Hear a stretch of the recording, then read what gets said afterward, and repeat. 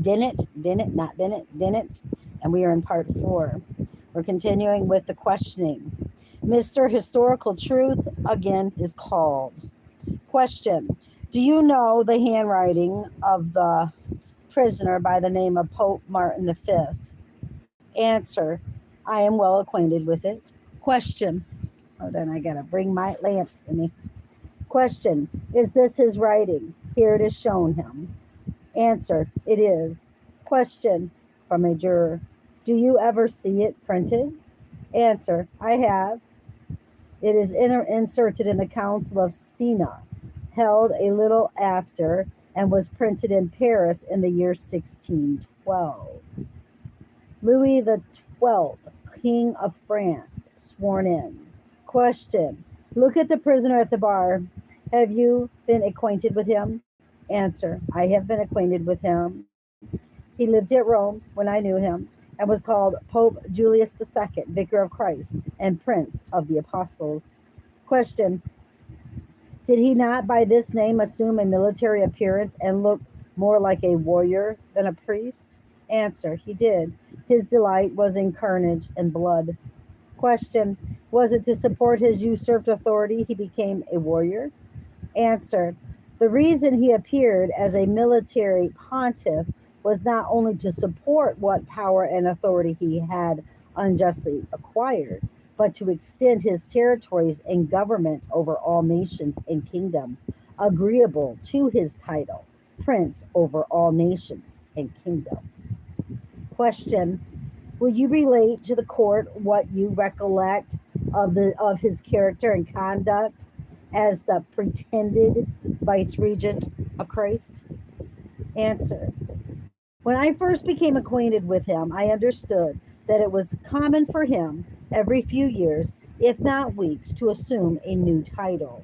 He therefore had been known by a prodigious number of names before he went by that of Julius II.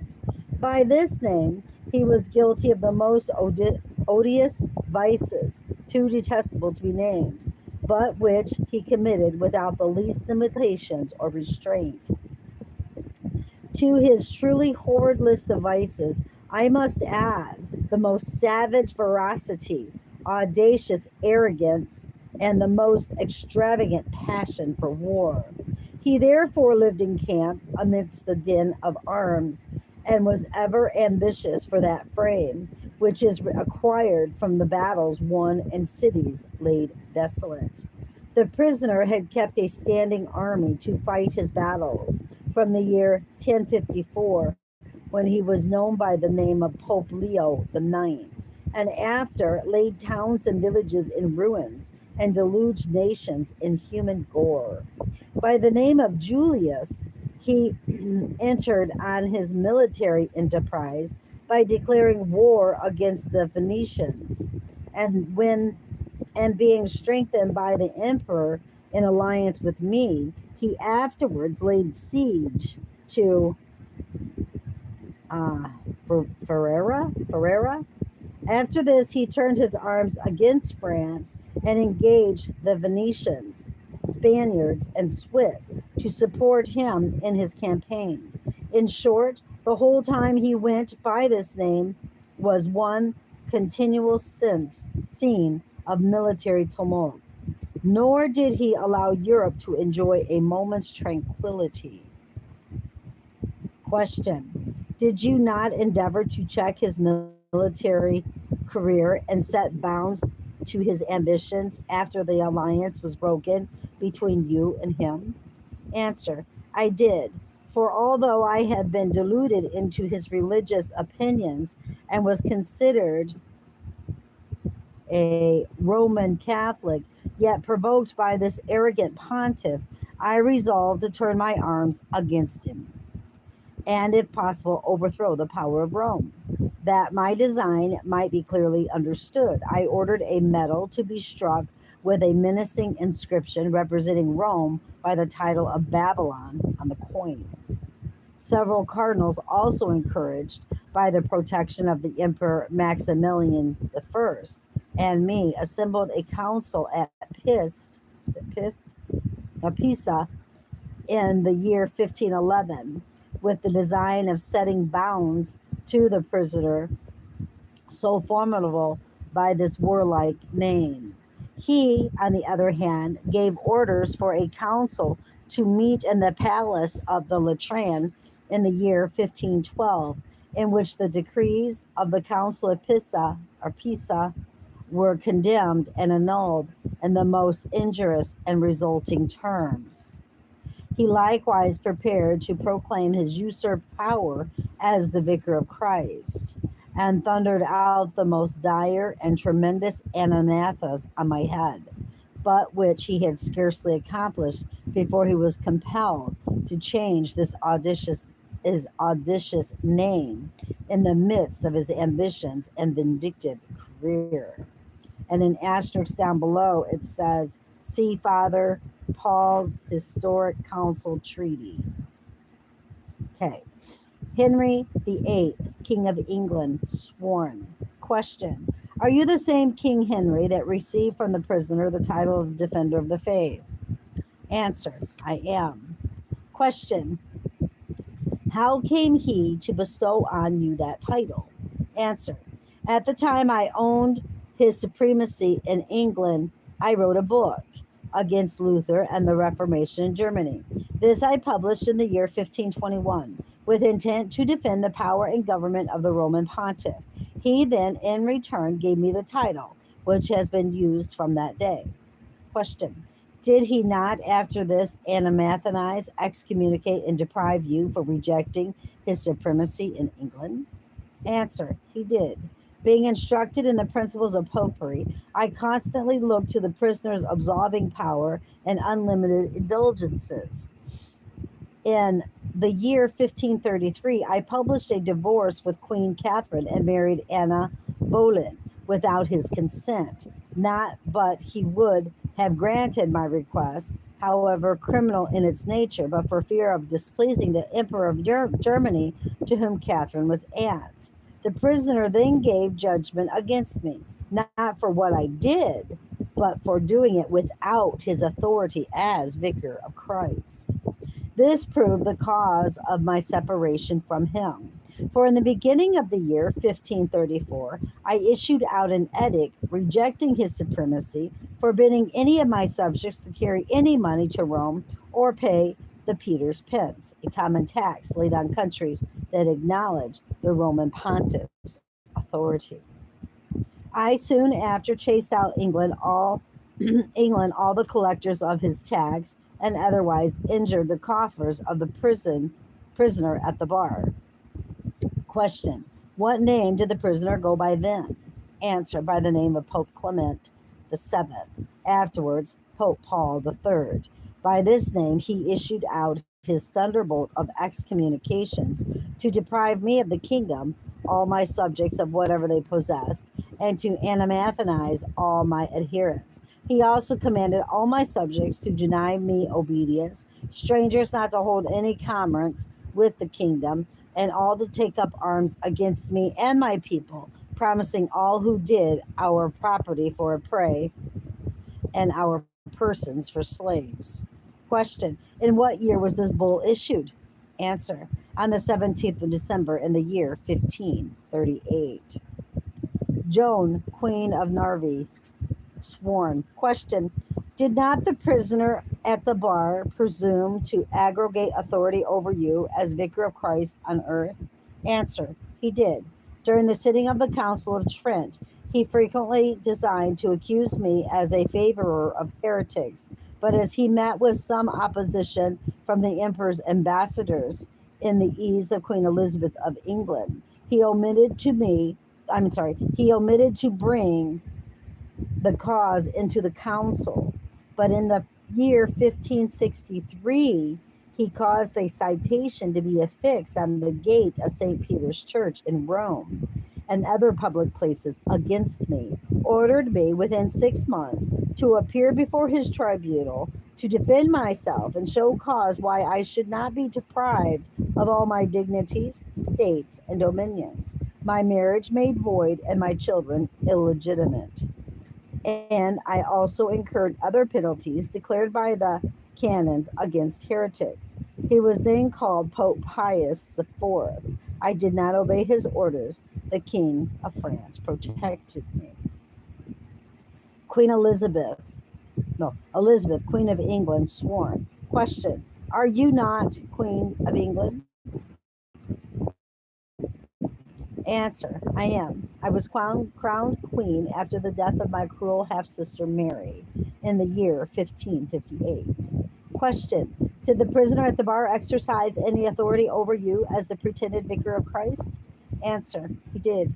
I had seen so much of the tyranny and cruel conduct of the prisoner during the reign of Mary that I could not but detest both his name and government. However, my sister's ambassadors being yet at Rome, he was ordered to make it known that I had ascended the throne.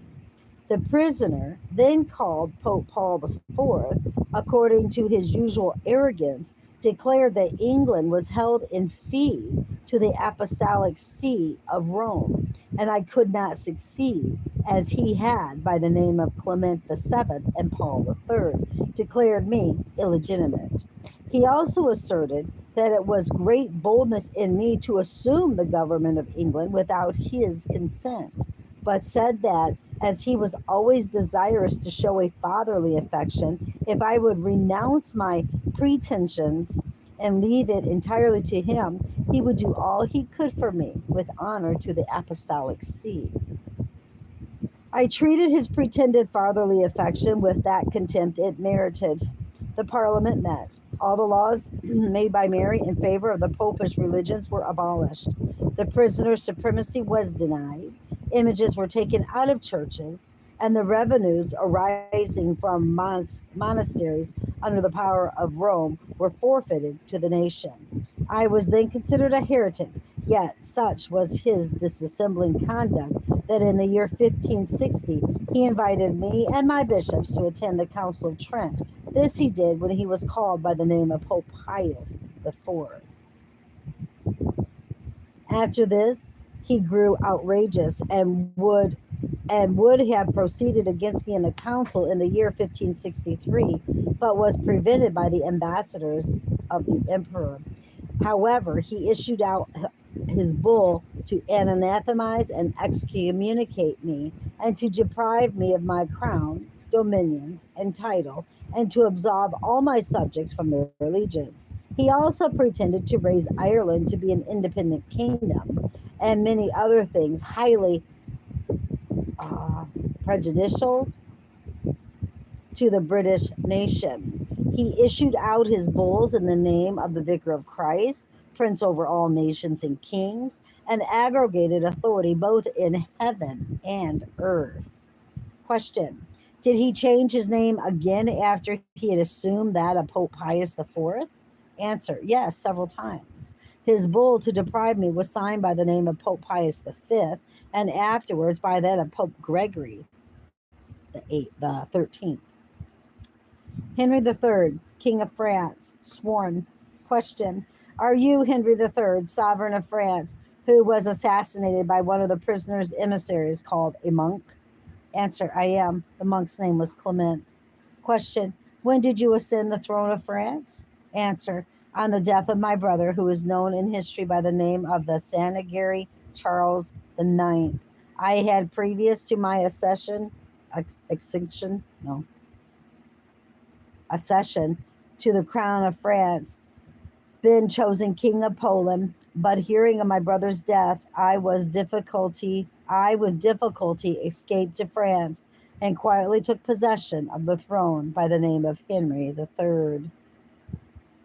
Question: were you not king when what was called the Holy League was formed by several princes under the government of the prisoner to attempt to annihilate the people called Huguenots from off the face of the earth, and at the head of whom was that noted agent of the prisoner who split rivers of human blood, the Duke of Guise?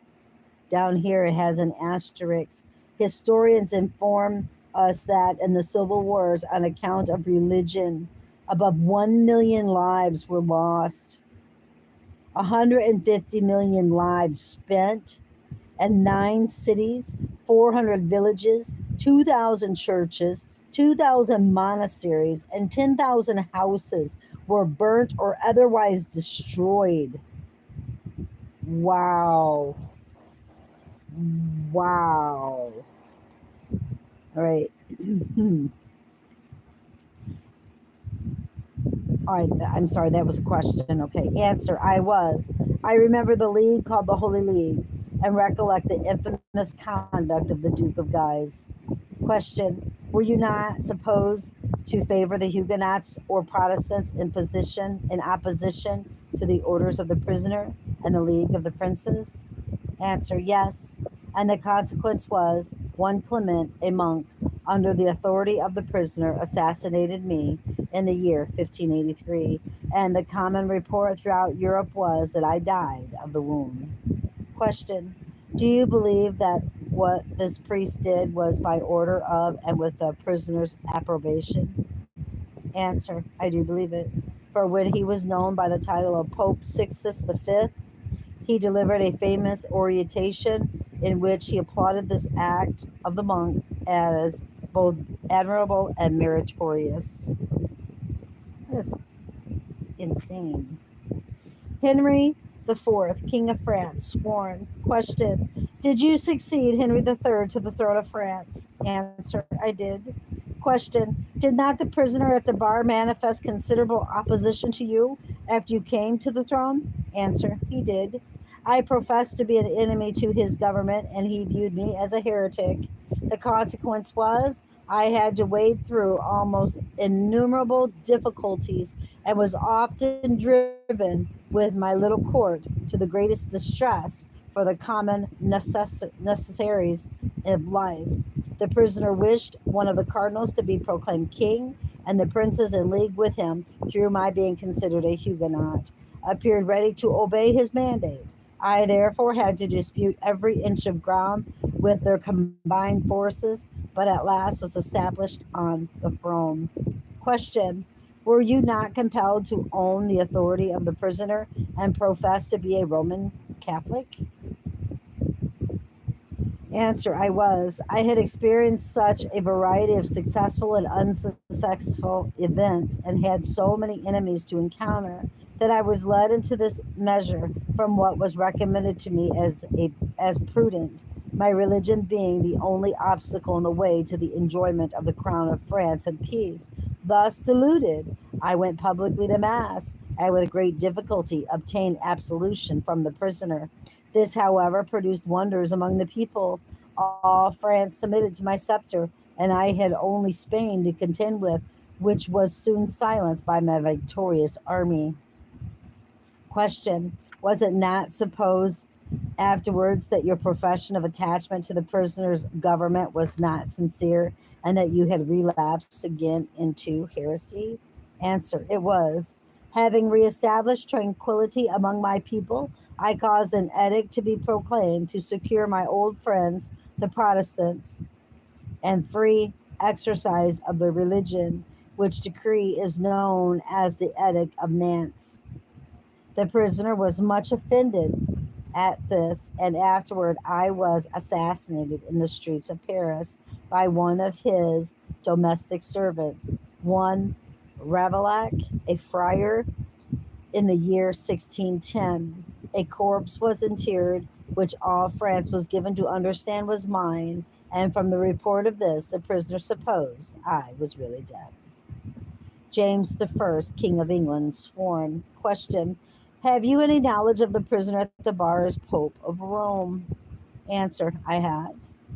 Question. By what name was he called when you knew him? A. Answer. By several, but when he was called Pope Clement the Ninth, I took the most notice of him.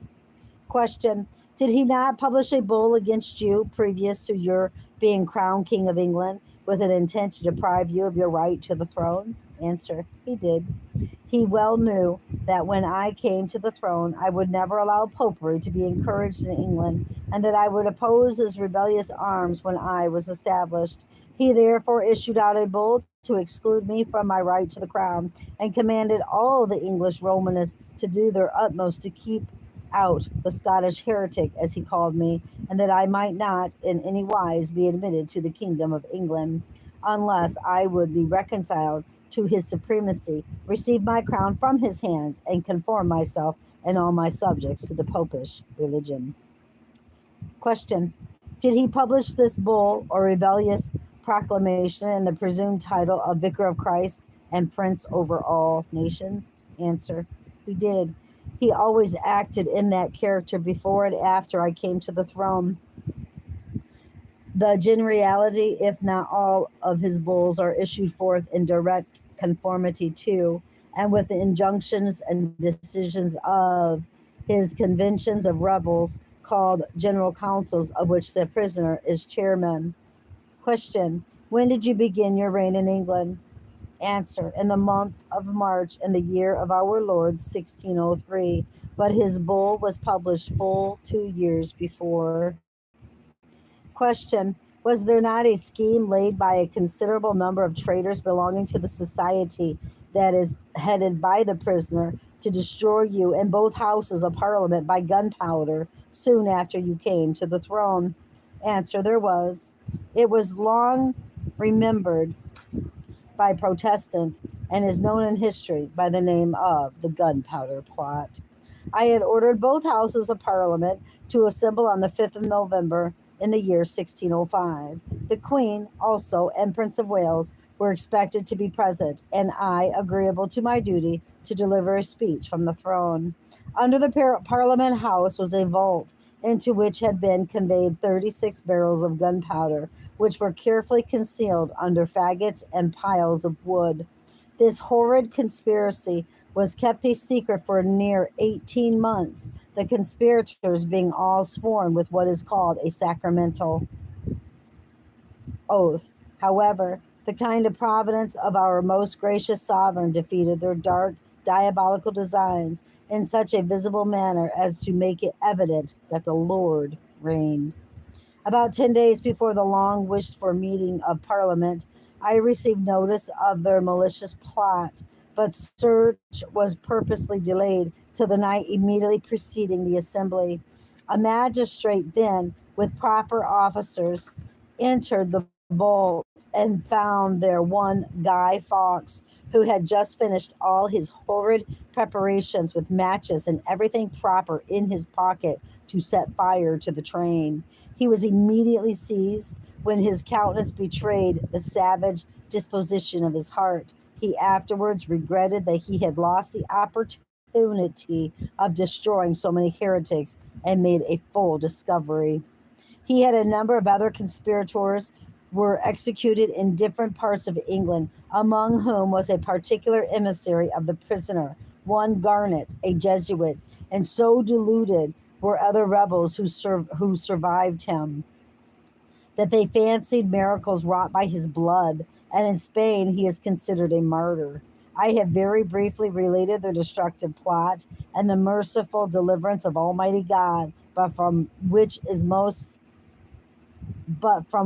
it must evidently appear that the prisoner's orders were obeyed by such as were connected with him in England, and that, agreeable to his bull, they did their utmost to deprive me of my throne when they formed the destruction of my person, family, and Protestant Parliament. Cross-examination by Counselor Quibble. Question: are you sure that the prisoner at the bar was concerned in this plot, or that it was a popish plot? Answer: I am certain that he was the ringleader of the conspirators, and that Roman Catholics only were concerned in it. Question: you know that reports are very contradictory respecting the manner of its being discovered. Some say that a Roman Catholic peer, Lord Mounteagle, received a letter desiring him to shift off his attendance in Parliament, and who, not being able to explain its contents, brought it to you. Others that Henry the Fourth, King of France, communicated to you. And many deny that the prisoner knew anything of it. Can you tell by what channel you received the information? Answer: the channel through which I received the intelligence cannot invalidate the fact. The prisoner published his orders to the Roman Catholics in England and commanded them to do their utmost to deprive me. What was done was agreeable to his orders. They who did it were all his own servants, and before their execution they confessed their guilt. Charles VI, Emperor of Germany, sworn. Question: look at the prisoner at the bar. Have you any knowledge of him? Answer: I have. I recollect him by the name Pope Clement XI and several other titles. Question: did he ever presume, as the vicar of Christ, to make void and of no effect any covenants or treaties which you made as Emperor of Germany? Answer: he did. Question: will you relate to court what treaty he declared null and void which you had confirmed? Answer: after much human blood had been spilt on the continent to support the prisoner's authority, I executed the Treaty of Alt Radstadt and thereby confirmed certain privileges to some of my Protestant subjects. And I also entered into alliance with the Protestant princes of the empire. After which the prisoner sent a letter to me, bearing the date 4th day of June, 1712, wherein he wrote as follows, which I will repeat. Quote, we, by these presents, denounce to your majesty, and at the same time, by the authority committed to us by the most omnipotent God, declare the above mentioned covenants of the treaty of Alt Radistat and everything contained in it, which are anywise obstructive of, or hurtful to, or which may be said, esteemed, pretended, or understood to occasion, or to bring, or to have brought the least prejudice to, or any ways to hurt, or to have hurt the Catholic faith, divine worship, the salvation of souls, the authority, jurisdiction, or any rights of the church whatsoever, together with all and singular matters which have followed, or may at any time hereafter follow from them, to be and to have been, and perpetually to remain hereafter de jure, null, vain, invalid, unjust, reprobated, and evacuated of all force from the beginning, and that no person is bound to the observation of them, or any of them, although the same have been repeatedly ratified or secured by an oath, and that they neither could nor ought to have been, nor can nor ought to be observed by any person whatsoever. Unquote. All the princes being examined, the Attorney General stated to the court that although he had detained them a considerable time in the examination of so many emperors and sovereigns as witnesses on this important issue, yet the case was too momentous not to demand the fullest investigation. And though he now considered this overt act of deposing of princes in the name of Christ Victor fully proved, yet he was compelled to trouble the court a little longer on this subject, while one or two other witnesses were examined, whose testimony he considered to be too weighty to pass by. Mr. Herbania, Catholic, sworn.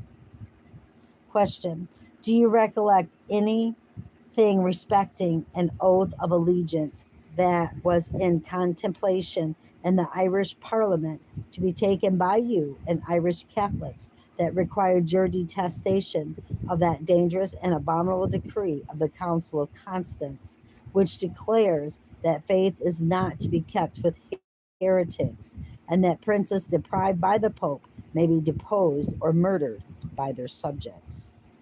Answer: yes, I do. It was in the year 1768. Question: did the prisoner allow you to declare your abhorrence of these pernicious principles in swearing allegiance to your king? Answer: no, he would not. The Pope's legate then at Brussels wrote to us in the following manner, quote, that the abhorrence and detestation of the doctrine that faith is not to be kept with heretics, and that princes deprived by the Pope may be deposed or murdered by their subjects, as expressed in that purposed oath, are absolutely intolerable, as he states those doctrines are defended and contended for by most Catholic nations. and the Holy See has frequently followed them in practice. On the whole, he states that, as the oath is in its whole extent unlawful, so in its nature it is invalid, null, and of no effect, insomuch as it can by no means bind or oblige the conscience. Unquote. Question: did he presume to promise you what he calls indulgences for your obedience to his commands as Christ's vice regent on earth? Answer: yes. In a prayer book I commonly use called Catholic Piety, you may see as follows: quote, Pope Clement the 14th, the 5th day of April, 1772, granted an indulgence of 7 years and 7 quarantines to all the Catholics of this kingdom, as often as they devoutly repeat acts of contrition or faith, hope, and charity, the daily practice of which is most earnestly recommended to the faithful as an excellent form of prayer. This indulgence may be applied to the relief of souls in purgatory. Unquote. That's crazy. Mr. Historical Truth, being further examined, confirmed the several testimonies given. Question: as your knowledge of the prisoner is more general than any individual witness yet examined, have you taken notice of any other circumstances not related respecting his assuming power over kings and princes as the vicar of Christ? Answer: I have.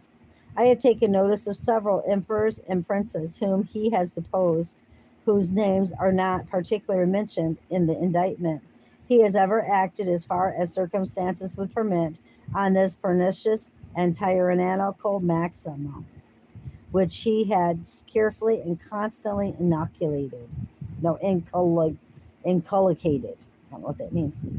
That the Bishop of Rome is the supreme Lord of the universe, and that neither princes or bishops, civil governors, or ecclesiastical rulers have any lawful power in church or state but what they derive from him. He therefore distributed crowns and nations to the subjects of his pleasure, and not only usurped the despotic government of his church, but also claimed the empire of the world, and thought of nothing less than of subjecting all the kings and princes of the earth to his lordly scepter. When called Pope Innocent III, he deposed in Asia and Europe of crowns with the most wanton ambition. In Asia, he gave a king to the Armenians. In Europe, in the year 1204, he conferred the regal dignity of Prim- Primislaus, Duke of Bohemia, and the same year sent an extraordinary legate to invest Janakisas, Duke of Bulgaria and Wallachia, with the ensigns and honors of royalty, while with his own hands he crowned Peter II of Aragon, and had rendered his dominions subject and tributary to his government. He gave a rare specimen of papal presumption under the title of Pope Alexander VI, when he divided South America between the Spaniards and Portuguese. It is truly astonishing how many princes were duped by him. Henry II, King of England, submitted to be whipped by monks at Becket's tomb by order of the prisoner.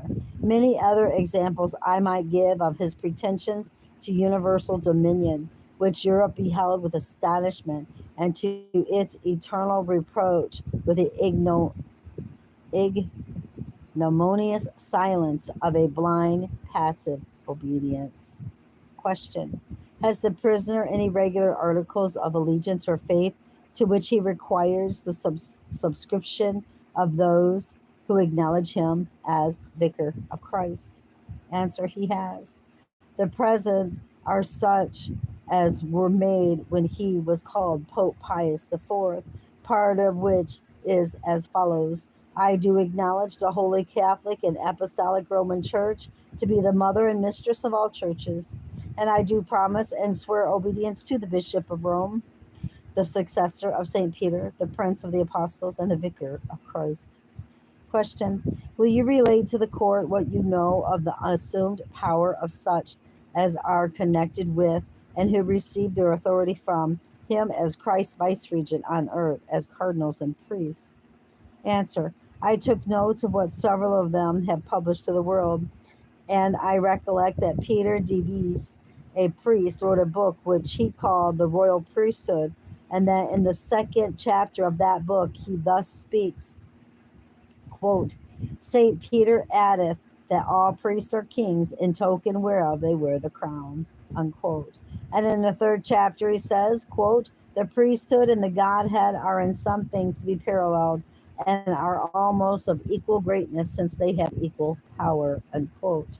Again he adds, quote, seeing that the priesthood walketh hand in hand with the Godhead, and that priests are gods, small g, it goes far beyond the kingly power, and the priests are far above kings, unquote. And he then calls them, quote, masters of kings, surpassing as much in dignity the royal office as the soul surpasses the body, unquote. He then declares that what he had taken from the writings of Cardinal Baronius, incredible things, but yet true, that the power of priests is so great, that their excellency so noble, that heaven depends upon them. You've got to be kidding me. Wow. In the same place, comparing priests with Joshua, he saith, Joshua stopped but the sun, but these stayed Christ, being in heaven in the midst of the altar. The creature obeyed the first, but the Creator obeys the last. The Son to the one and God to the other, as often as they pronounce the sacred words. On the whole, he concludes that whatever God is in heaven, the priest is the same on earth. Wow. Question.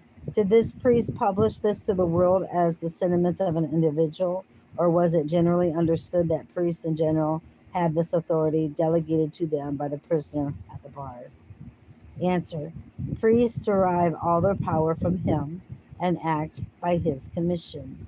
As a proof that the sentiments I have delivered from this one are such as are received by men of his description. When this book was published in Paris, the approbation of the faculty of divinity was given to the whole and prefixed in the front of the book. This body of men act in conjunction with the prisoner. Question from a juror. Did you ever hear others speak in like manner? Answer. Yes, I have heard many declare as bad, if not worse. Question. Did any of them write the same? Answer. They did. Gabriel Bell, another priest, said that the angels, citizens of heaven, dare not aspire to the authority of the priesthood. And again, quote, passing by the bands of angels, let us come to the Queen of Heaven and the Lady of Earth.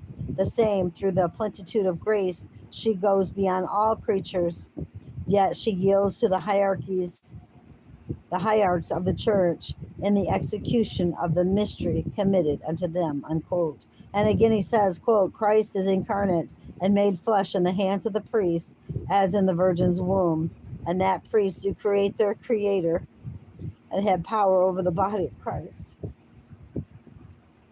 unquote.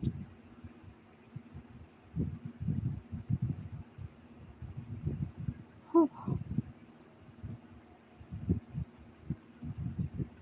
Antichrist.